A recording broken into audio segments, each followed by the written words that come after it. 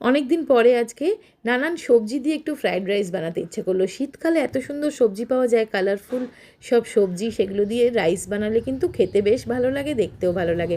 তো দেখো জাস্ট সবজিগুলো ফ্রাই করে ভাতটা দিয়ে মিক্স করে নিয়ে ওপর থেকে একটু বেরেস্তা ছড়িয়ে দিলাম। সুন্দর খেতে হয়েছিল কিন্তু, নুন মিষ্টি পরিমাণ মতন দিয়ে। আর আমার খুব প্রিয় ফুল হচ্ছে এই বগনভিলা, আর গাছে এত ফুটছে এখন, ভীষণ ভালো লাগছে। সারা বছরই ফোটে, আর এই শীতকালে তো আমার বাগানটা কালারফুল হয়ে যায়। তবে এবছরে আমার এখনও না কোনো শীতকালীন গাছ কেনা হয়নি। আর ওয়েদার এখন এত ভালো, সুন্দর প্লেজেন্ট ওয়েদার, বেশ ভালো লাগছে ব্যালকনিতে, তাই না? এটাও খাওয়া হয়নি ওর, তাই জন্য রয়েছে। আর এটা চাটনি তো তোমাদের দেখালাম। তো একটু সাদা ভাত দিয়ে এই ভাতগুলো খাওয়া হচ্ছে, নিম পাতা আর শিম বেগুন ভাতে।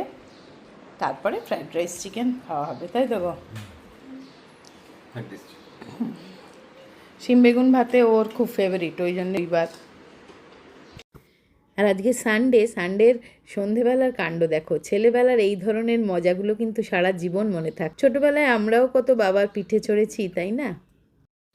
সন্ধেবেলা একটু স্ন্যাক্স কিছু তো চাই, তাই না? বাড়িতে যখন ছুটির দিন, সবাই বাড়ি আছে। তো আজকে বানিয়েছিলাম পনির পকোড়া। এর রেসিপিটা আমি তোমাদের ব্লগে শেয়ার করে দেবো। তো দেখো, সুন্দর মুচমুচে খাস্তা, একদম টেস্টি পনির পকোড়া, দারুণ টেস্ট হয়েছিল কিন্তু। তো সন্ধেবেলাটা এটাই খাওয়া হলো। আর দেখো, মিশো থেকে এই ম্যাটটা কিনেছিলাম, তোমাদের দেখিয়েছিলাম, তা এখানে পেতেছি। ভালো লাগছে না দেখতে? জানিও কিন্তু কমেন্টস করে। আর সানডে স্পেশাল ডিনারটা দেখো, পালক পুরি আর ছোট ছোট আলুর দম। তো আজকের মিনি ব্লগটা এখানেই শেষ করছি। সব